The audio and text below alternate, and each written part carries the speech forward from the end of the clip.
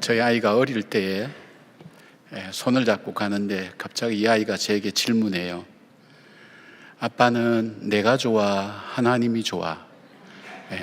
굉장히 곤란한 질문이에요. 하나님이 좋은 것보다도 아빠가 늘 깨도 교회에 있고 그 다음에 저녁에도 못 보고 자고 하니까 저에 대해서, 자기에 대해서 궁금했던 것 같아요.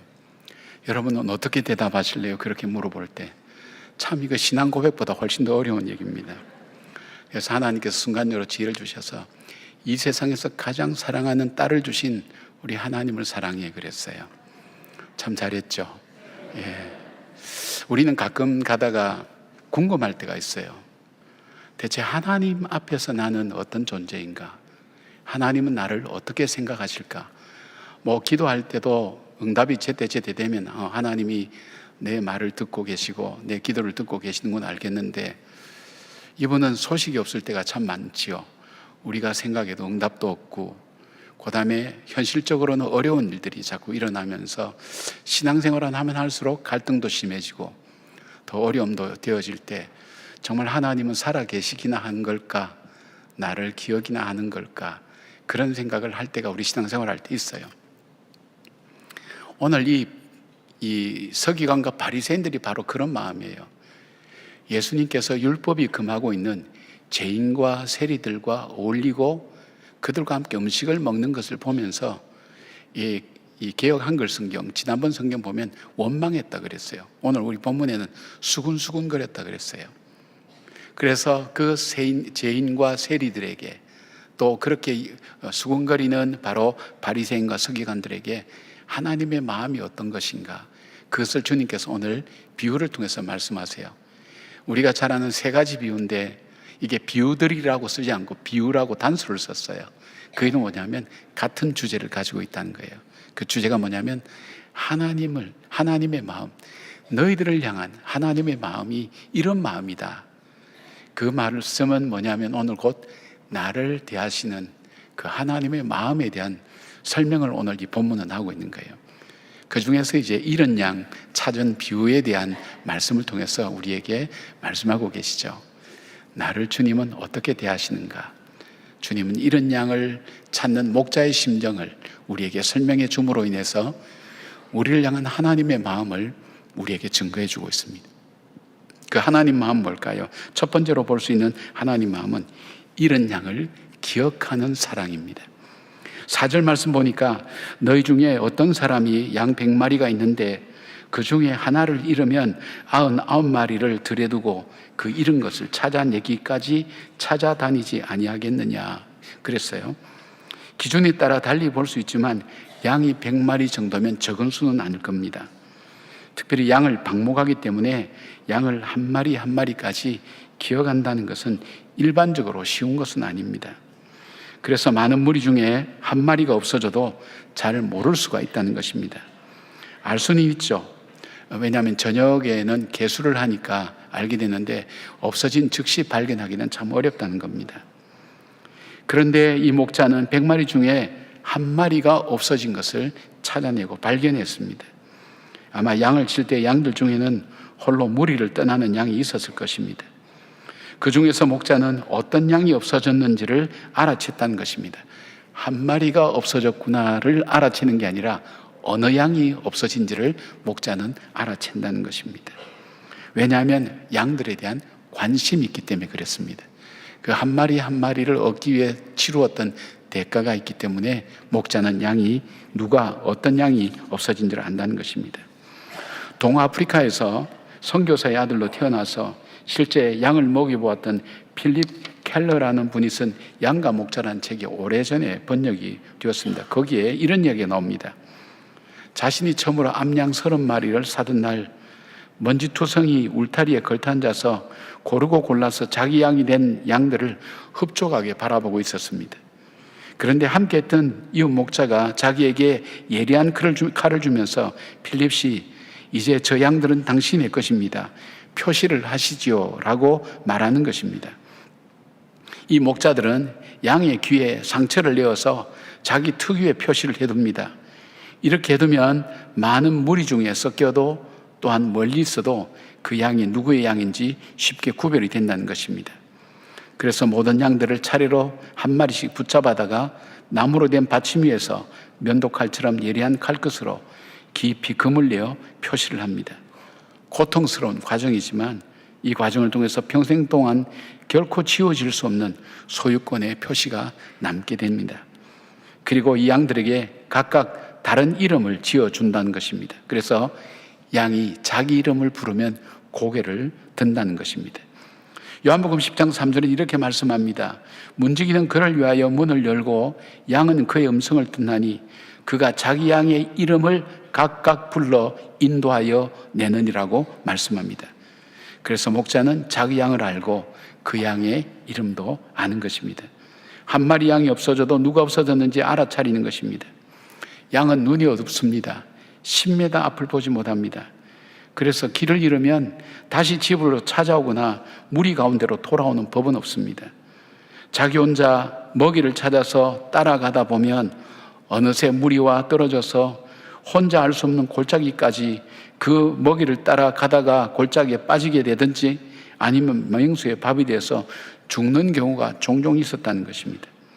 우리 인생도 마찬가지 아니겠습니까?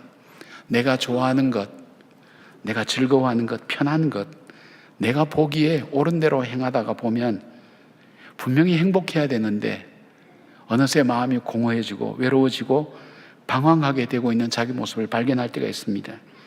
길이 아닌 곳을 가게 되고 죽음과 사망의 올가미 속으로 나도 모르게 들어가고 있는 것을 발견할 때가 종종 있습니다. 인간도 어떤 계기가 없으면 스스로 돌아올 능력이 없습니다. 성경은 어린 양의 이런 모습이 바로 우리의 모습이라고 말씀합니다. 이사야 53장 6절에 보니까 우리는 다 양 같아서 그릇 행하여 각기 제 길로 갔거늘이라고 말씀합니다. 우리는 양과 같이 자기 길을 가는 존재라는 것입니다. 그래서 가야 할 곳, 머물 곳을 잃어버리고 사망의 음침한 골짜기로 빠지게 됩니다. 그런데 잃어버린 양을 목자가 아는 것처럼 우리가 하나님을 떠나 자기 길로 가는 우리 자신들을 잘 아신다는 것입니다. 우리는 잘 살아보려고 열심히 살다가 혹은 유혹에 빠져서 잘못된 길로 가서 그 길이 잘못된 길인지 옳은 길인지 나를 살리는 길인지 죽이는 길인지 알지 못하고 결국은 가다가 외로움과 상실과 두려움과 절망으로 가득한 상황에 빠지는 경우가 종종 있습니다. 그러면 외로워지죠. 그러나 오늘 주님은 말씀합니다. 그 아버지는 우리를 아신다는 겁니다.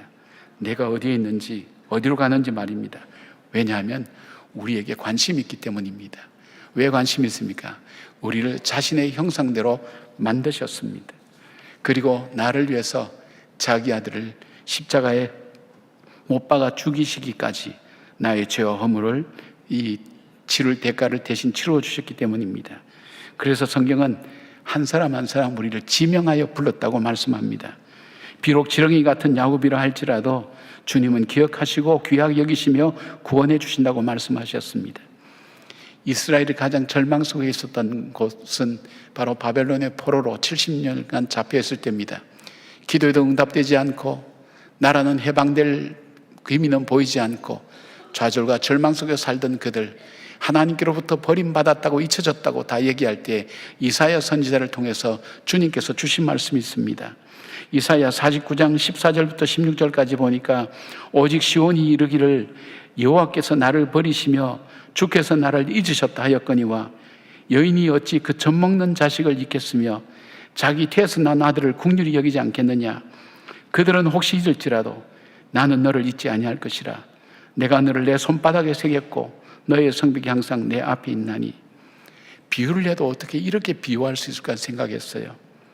우리가 잊지 않게 되는 가장 요소가 뭐냐 하면 자기 젖먹는 자식이 있는 부모는 없거든요. 자기 태에서 난 그 자녀를 긍휼히 여기지 않을 부모는 없거든요.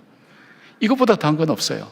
거기에 비유하는 게 그들은 혹시 잊을지라도 나는 너를 잊지 않을 것이라. 그리고 또 하나 또 표현합니다.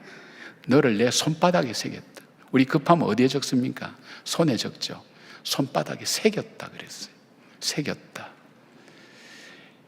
우리를 그렇게 아신다는, 기억하고 계신다는 거예요. 알고 계신다는 거예요. 복음성가 중에 우리 이런 노래가 있어요. 나를 지으신 주님, 내 안에 계셔. 처음부터 내 삶은 그의 손이 있었죠. 내 이름 아시죠? 내 모든 생각도, 내 흐르는 눈물 그가 닦아주셨죠. 사랑하는 여러분, 열심히 살다가, 최선 다해서 살다가, 내가 옳다고 생각하는 것을 따라가다가 길을 잃어버린 분들이 있습니까? 하나님 앞에 나는 잊혀졌다고, 사람들에게 잊혀졌다고 생각하며 외로워하는 분들이 있습니까? 오늘 우리를 창조하시고 우리를 만드신, 자기 형상대로 만드신 그 아버지께서 말씀합니다. 아니야, 나는 너를 기억하고 있어. 네가 무리를 떠난 그 시간부터 나는 너를 기억하고 있어. 너를 생각하고 있어. 주님께서 그렇게 말씀하십니다. 내가 너를 잊지 않는다고 말씀하십니다. 케네스 베라고 하는 분, 우리가 말씀을 여러 번 드렸습니다마는 이북에 최장기 억류되어 있던 그 사람이었습니다. 노동교화형을 받고 그가 정말 극심하게 건강의 위기와 어려움도 겪었는데, 그가 가장 어려웠던 것은 이렇게 얘기합니다. 극심하게 땅을 파도 얼어서 되지도 않는 거기 사야 되고, 벌레에 시달리고 모든 고통이 다 있는 그곳. 그러나 그것보다 더 힘든 것이 이 공산당 간부가 와서 너는 잊혀진 존재야.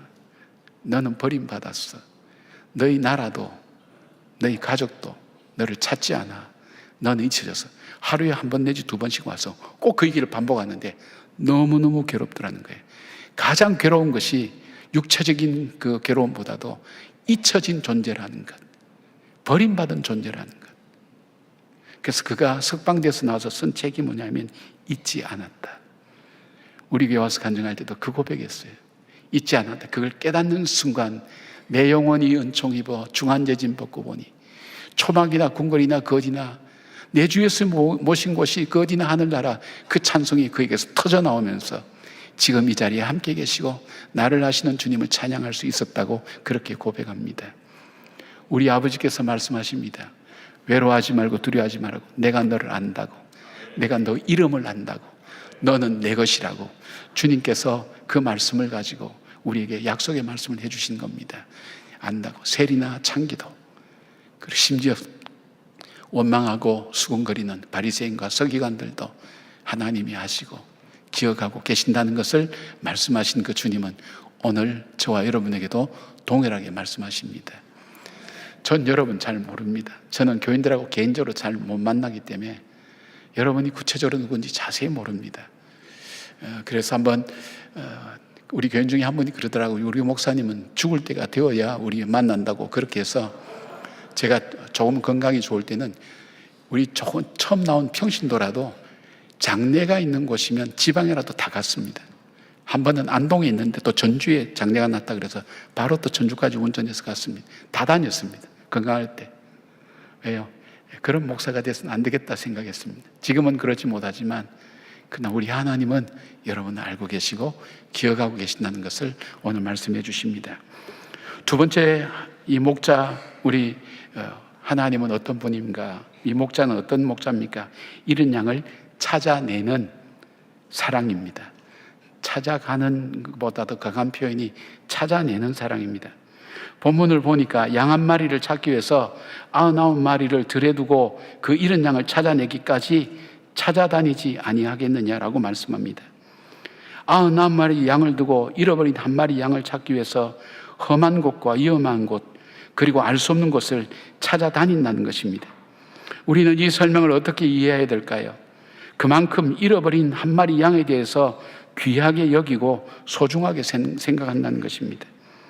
당시에 약 100마리를 먹일 정도가 되면 보조 목자가 있었다고 얘기합니다마는, 그럼에도 불구하고 이 말씀은 잃어버린 양을 찾는 목자의 마음을 잘 보여주고 있습니다.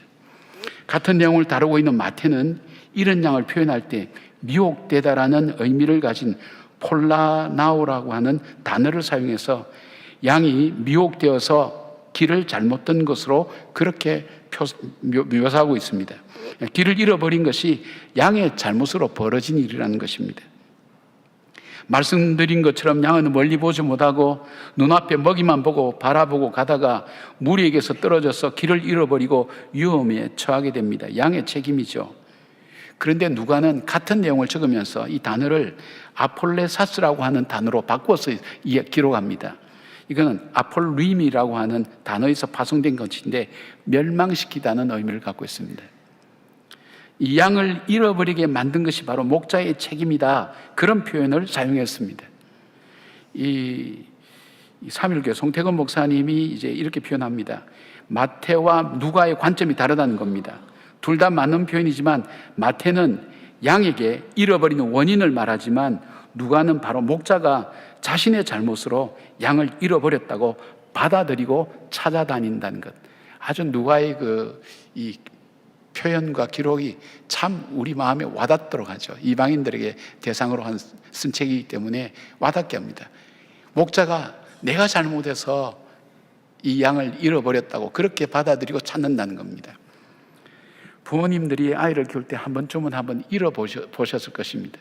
저는 관찰할 기회가 있어서 이렇게 여러 개 이제 볼 수 있는 기회가 있는데,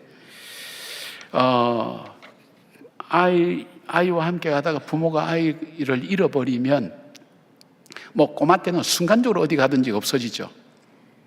아이를 찾다가 한 30분이나 1시간 어느 정도 정해진 시간 안에 딱 찾게 되면 이유 없이 한 대 맞습니다. 그리고 엄마가 그럽니다. 어디 갔었어? 엄마 손 놓고 엄마 안 보고 어디를 다녀왔어? 야단을 칩니다. 한 방 얻어 터지죠. 그런데 한 서너 시간 지나거나 반나절 지나서 찾으면 그런 거 없으면 끌안고 웁니다. 얼마나 걱정했니? 무섭진 않았니? 그리고 맛있는 것도 사주는 거 봤어요. 그때 제가 느낀 것이 잃어버려도 빨리 찾아지면 안 되겠구나. 시간을 넘긴 다음에 만나야 안 얻어 터지지. 그리고 먹고 싶은 거 얻어 먹지. 그 생각했습니다. 왜요? 이게 부모의 마음이 그렇잖아요. 처음에는 얘가 산만하더니 어딜 그래 돌아다녀. 그러다가 점점 찾다가 없어지면 내가 잘못했지. 이 아이의 손을 꼭 잡고 가야 되는 건데 내가 이 아이 손을 내가 다른 데 정신 판다고 이 아이를 놓쳤구나. 자기의 실수 때문이라고 부모는 그래 받아들입니다. 그러면서 정말 아이를 찾기 위해서 죽도록 찾아다니는 겁니다. 오늘 이 마음이 본문에서 말하는 목자의 마음입니다. 자기의 부주의로 양을 잃어버렸다고 생각하고 정신없이 찾아다닌다는 것입니다. 목자가 양을 찾는 태도를 성경은 이렇게 묘사합니다. 지속적으로 찾는다고 했습니다. 찾아낼 때까지 지속적으로 수많은 난간과 어려움과 위험을 극복하며 찾아다닙니다. 골짜기도 개울도 개의치 않습니다. 그리고 끝까지 찾습니다. 찾아질 때까지 포기하지 않고 찾는 것입니다. 목자가 찾는 한 마리는 99마리에 비하면 보잘것없습니다. 그러나 목자는 마치 잃어버린 양이 모든 양을 잃어버린 것 같은 절박함과 간절함으로 양을 찾는 것입니다. 이런 마음이 바로 하나님 아버지의 마음이라는 것입니다. 우리 주님은 나를 사랑하실 때 세상에 사랑할 사람이 나밖에 없는 것처럼 사랑하신다고 어떤 책에 보니까 그렇게 기록되어 있는데 공감했어요. 제가 살아온 삶을 이렇게 돌아보면 하나님이 세상에 정말 사랑할 사람이 나밖에 없는 것처럼 사랑하시는 그 마음을 보여주고 있는 것입니다. 여러분, 주님은 이런 마음으로 이스라엘의 잃어버린 자를 찾아다녔습니다. 사마리아 땅의 수가성 우물가에 버려진 여인, 남편이 5 있었고 지금 있는 남편도 자기 남편으로 생각하지 않는 인생에 방황하는 이 여인을 만나기 위해서 유대인들이 피해 다니는 사마리아 땅을 의도적으로 찾아갑니다. 그리고 사람들이 나오지 않는 바로 점심때에 한낮에 찾아가서 이 여인을 만납니다. 마침내 그를 구원합니다. 여호수아 때 저주받았던 땅인 바로 여리고성에 사람들이 상종도 하지 않는 세리장 삭개오가 예수님을 만나기 위해서 돌무화과 나무에 올라간 것을 아시고 삭개오의 이름을 부르시고 삭개오의 집에 가셨습니다. 그리고 누가복음 19장 10절 그 끝에 이렇게 표현합니다. 인자가 온 것은 잃어버린 자를 찾아 구원하려 함이라고 말씀하셨습니다. 그 주님은 바로 잃어버린 한 마리 양을 찾는 나를 찾아 끝까지 포기하지 않고 그리고 가장 어두운 밑바닥에 있을 때 구원하여 주셨습니다. 어쩌면 서기관과 바리새인처럼 자기 자신을 모르고 자신은 하나님을 잘 믿는 것처럼 신실한 사람으로 착각하고 있는 그 사람까지도 주님 포기하지 않고 그들을 책망하시면서도 끊임없이 구원의 길에 초청하신 것입니다. 사랑하는 여러분, 저와 여러분은 하나님께 소중한 분들입니다. 주님은 우리를 포기하지 않았습니다. 그러기에 우리와 동행하시고 우리를 도우시고 자기를 십자가에 못 박히기까지 우리를 끝까지 사랑하셨습니다. 우리의 사랑은 그 사랑의 열매입니다. 하나님께서 나를 포기치 않았다는 것, 포기하지 않았던 그 증거가 바로 지금 이 자리에 있는 여러분 자신들은 아닙니까? 하나님께서 나를 포기하지 않았다. 여러분, 자식도 키우다 보면 놓고 싶을 때가 있어요. 포기하고 싶을 때가 있어요. 우리 하나님은 얼마나 나를 포기하고 싶을 때가 많았을까요? 특별히 그 사랑이 크면 클수록, 베풀었던 사랑이 크면 클수록 배신할 때에, 모른 척할 때에 놓고 싶어져요. 포기하고 싶어져요. 그런 마음이 얼마나 많이 듭니까? 심지어는 자식까지도 그런 마음 들어가는데 다른 사람이 오죽하겠습니까? 하나님 한 번도 나를 실망시키거나 포기한 적이 없다는 그 찬양, 이것이 근원적인 감사예요. 이 감사가 우리 속에 흘러가야 돼요. 이 감사가 있어야 우리가 살아요. 이 감사가 있어야 우리가 이 어둠을 헤쳐나갈 수가 있어요. 이 감사가 있어야 우리 삶에 생명의 열매가 맺히는 삶을 살아갈 수가 있는 거예요. 우리가 일상적인 감사가 아니라 여러분, 이 존재론적인 근원적인 감사, 그 감사를 잊지 않고 기억하면서 우리의 작은 일상 속에 주시는 하나님의 은혜를 감사하는 바로 저와 여러분 되기를 바랍니다. 아버지의 사랑, 우리를 포기하지 않는, 찾아내는 사랑입니다. 세 번째, 그 아버지의 사랑은 어떤 사랑입니까? 잃은 양을 찾은 기쁨을 이웃과 함께 나누는 사랑입니다. 5절에서 6절 보니까 이렇게 말씀합니다. 또 찾아낸 즉 즐거워 어깨에 메고 집에 와서 그 벗과 이웃을 불러 모으고 말하되 나와 함께 즐기자, 나의 잃은 양을 찾아내었노라 하리라. 여기 어깨에는 복수 오무스라는 단어를 썼는데, 이거는 이런 것을 연상할 수 있어요. 이 양을 목덜미에 여기에 메고 그렇게 돌아오는 목자의 마음을, 목자의 모습을 볼 수 있습니다. 이 모습 속에는 한 두 가지가 나타나죠. 하나는 다시는 내가 이 양을 잃어버리지 말아야 되겠다 하는 그 목자의 마음과 더불어서 거친 길, 힘든 길, 골짜기, 그리고 죽음의 사경을 헤매던 이 양이 스스로 걸을 수 없기에 그 양을 어깨 메고 오는 그 목자의 모습들, 어쩌면 저와 여러분의 모습과도 흡사하지 않습니까? 우리가 힘들 때는 기도할 힘도 없습니다. 걸어갈 힘도 없습니다. 그리고 그 문제에서 헤쳐나올 만한 아무런 능력도 없습니다. 마치 목자가 양을 목에 건 것처럼 주님께서 나를 목에 걸으시고, 그리고 기쁨으로 양을 찾은 기쁨으로 걸어오는 목자의 모습을 보게 됩니다. 이런 양을 찾은 목자의 기쁨과 사랑을 이사야 40장 11절은 이렇게 말씀합니다. 그는 목자같이 양떼를 먹이시며 어린 양을 그 팔로 모아 품에 안으시며 젖먹이는 암컷들을 온순히 인도하시리로다. 잃어버린 양을 찾은 기쁨이 너무 커서 그 무거운 양을 어깨에 메고 오면서도 양이 헤맸던 그 험한 길을 되돌아서 기쁨으로 돌아오는 목자라는 것입니다. 그리고 마음에 결심할 것입니다. 이 양을 다시 잃어버리지 않겠다고, 그리고 내가 공급해주고 인도하고 보호할 것이라고 목자의 사명을 다시 돌아보게 될 것입니다. 그런데 흥미로운 것은 길을 잃은 양이 목자를 만났을 때 더 기뻐하고 안심해야 되는데 정작 기뻐하는 사람은 목자입니다. 왜냐하면 양들은 눈이 나쁘고 어리석기 때문에 자기가 길을 잃으면 얼마나 위험하고 죽을 수 있다는 사실을 알지 못합니다. 그러나 목자는 압니다. 팔레스타인의 계곡과 골짜기가 얼마나 위험하고 독초와 썩은 웅덩이가 많은지 알고 있습니다. 양들이 얼마나 연약하고 그들을 위협하는 맹수가 많은지를 잘 압니다. 길을 잃으면 스스로 돌아올 수 없고 죽을 수밖에 없다는 것도 압니다. 그래서 잃은 양을 찾아온 것이 목자에게 더 큰 기쁨이 되는 겁니다. 또한 목자는 이 기쁨이 자신만의 기쁨이 되는 것을 원치 않습니다. 공동체와 함께 나누기를 원합니다. 친구들과 이웃들을 초청해서 이 기쁨이 크기 때문에 함께 나누는 겁니다. 그런데 한 가지 생각해야 될 것이 있습니다. 양이 살아서 돌아오게 된 이유가 어디 있습니까? 양 자신이 돌아갈 길을 알아서 찾아온 것이 아닙니다. 목자가 찾아낸 것입니다. 뒤에 나오는 드라크마 비유도 마찬가지입니다.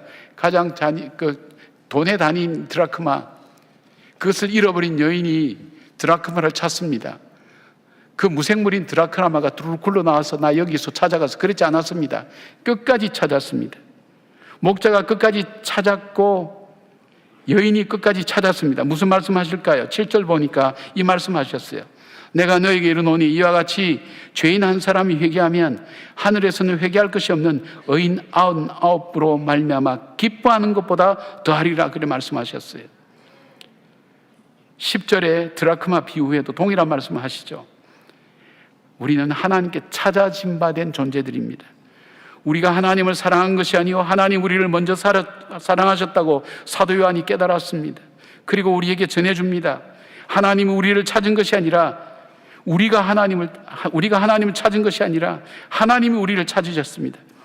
이것을 은혜라고 얘기합니다. 얼마나 우리에게 감사한 일입니까? 그러니까 우리가 하나님 앞으로 돌아올 때 우리도 기쁘지만은 우리는 일단 안심하고 편하니까, 그러나 진짜 기뻐하는 것은 하나님이 더 기뻐하신다는 거예요. 한 사람이 회개하면서 돌아오는 걸 하나님이 기뻐한다는 거예요. 우리 마음이 하나님께로 더 가까이 갈 때 우리보다 하나님이 더 기뻐하시고 더 즐거워하신다는 겁니다. 그걸 아십니까? 자, 그렇다면 여러분, 여기에서 하나님의 메시지를 우리가 들을 수 있어야 됩니다. 그 사랑받은 우리에게 그 마음을, 아버지의 마음을 알지 않습니까? 나간 자식 돌아오기를 간절히 바라는 그 아버지의 마음을 우리가 그 사랑을 받았기 때문에 알지 않습니까? 그렇다면 어떻게 할까요? 우리가 잃어버린 양을 찾으러 나가야 됩니다. 우리는 행복 모임을 통해서 이 복된 소식을 전합니다. 또는 성고 영신 예배 때 찾아가기로 작정한 사람들의 이름을 적어서 제단에 올려놓습니다. 여러분, 그 사람들을 이제 찾아가기를 주님은 원하고 계십니다. 지난주에 발리에서 온 자매의 간증을 들었습니다. 자신은 힌두였다고 고백함으로 시작한 간증은 어떻게 주님을 알게 되었는지 설명합니다. 발리의 야야산을 알게 되었습니다. 일하게 되었습니다. 자기가 공고하고 불안하고 두려운 중에 있는데 우리 봉사 갔던 우리 청년들이 그 자매와 대화하면서 예수를 믿어보라고, 교회에 나와보라고, 그에게 들었던 그 음성이 바로 하나님의 음성이었고 자기를 부르는 하나님의 음성이었고, 그래서 교회를 나가게 되었고 맞이해주는 그 사람들, 기쁨으로 맞이해놓은 그 사람 통해서 그리고 신앙생활에 한 걸음 한 걸음 가까이 가게 되었다고 합니다. 저는 그 자매의 간증을 1부부터 5부까지 다 들었어요. 계속 들었어요. 가슴에 만감이 교차했어요. 여러분, 선교에 대해서 참 많이 고민을 많이 했어요. 동tem으로 했다가 대대적으로 하도록 인프라 구축 다 해놨는데 선교사 한 사람 때문에 접어야 되는 그 심정. 작년에 하나님께서 그걸 깨닫게 해주셨어요. 우리 대전제일교회 김전일 목사님 통해서. 이 동티모르는 캐톨릭이 네덜란드의 지배를 받았기 때문에 80 내지 90%가 이 캐톨릭 신자라는 거예요.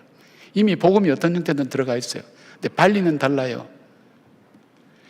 인도네시아 90%가 무슬림입니다. 그 중에 발리는 거의 90% 넘게 힌두입니다. 기독교는 거의 없어요. 1, 2%밖에 되지 않아요. 복음이 안 들어간 곳이에요. 우리는 관광지로만 알았지 복음의 불모지인 줄 몰랐어요. 하나님께서 불러서. 그런데 230년간 수많은 선교사들이 그 땅을 두들겼어요. 그런데 개종자가 없어요. 그런데 우리는 불과 한 10년 조금 더 했을 뿐인데 우리가 찾아가서 이 복음을 전해도 이렇게 들을까 말까 한데 그 자매가 와서 여기 와서 우리에게 오히려 도전을 주는 거예요. 내가 예수님의 부름을 받았다고, 내가 예수님 믿는다고. 여러분, 이 감격이 어떻게 했어요? 왜 기뻤을까요? 저와 여러분이 함께 발리를 위해서 기도하고 헌금하고 그리고 그들을 따뜻하게 사랑하고. 여러분 표정 속에 첫째 놀라는 것, 한국말을 어떻게 저렇게 잘할까? 둘째는 찬양하면서 은혜 받는 여러 모습을 전 여기에서 볼 수 있었어요. 왜일까요? 그 기쁨이 있기 때문에, 하나님의 기쁨이 있기 때문에. 사랑하는 여러분, 주님은 우리에게 세상 구원하라고 하지 않습니다. 나에게 주신 사람, 그 사람에게 우리 주님이 찾아가신 것처럼, 찾아내신 것처럼 찾아가라고 말씀합니다. 여러분, 이제 가을이죠. 결실을 맺는 가을입니다. 여러분, 한 해 동안 어떤 열매를 맺었습니까? 혹시 두려움과 염려와 불안과 갈등의 열매를 갖고 이 한 해를 살아오진 않았습니까? 정말 내가 만족할 만한 그런 열매를 거두었나요? 더 나아가서 하나님이 기뻐하신 열매를 거두었나요? 근데 금년의 마지막이 아니라 내 삶의 마지막이라면 우리는 어떻게 살아야 되겠습니까? 사랑하는 여러분, 우리를 향한 우리 하나님 아버지의 마음을 오늘 알려주셨습니다. 우리를 기억하고 계십니다. 반드시 찾아내시는 분입니다. 찾아내셔서 여기까지 오시게 됩니다. 그리고 우리를 찾아냈을 때 하나님 기쁨이 더 큽니다. 그 기쁨을 공동체와 함께 나누기를 원합니다. 그 기쁨을 우리와도 함께 나누기를 원합니다. 바로 우리에게 그 아버지의 마음을 알아서 찾아갈 수 있는 사람, 그 생명의 열매를 거두는 저와 여러분 되셔서 정말 하나님이 기뻐하시는 그 아버지 마음에 바로 응답하는 저와 여러분의 삶이 되기를 주님의 이름으로 축복합니다. 아멘. 기도하겠습니다. 목자 되신 하나님, 우리를 구원하시기 위해서 십자가에서 우리 죄를 대속해 주신, 그래서 그 주님의 기쁨이 되는 우리의 일평생 되기를 원합니다. 하나님, 생명의 열매를 맺기를 원합니다. 기도의 열매 맺기를 원합니다. 감사의 열매 맺기를 원합니다. 주님 함께하여 주시옵소서. 예수님의 이름으로 기도드리옵나이다. 아멘.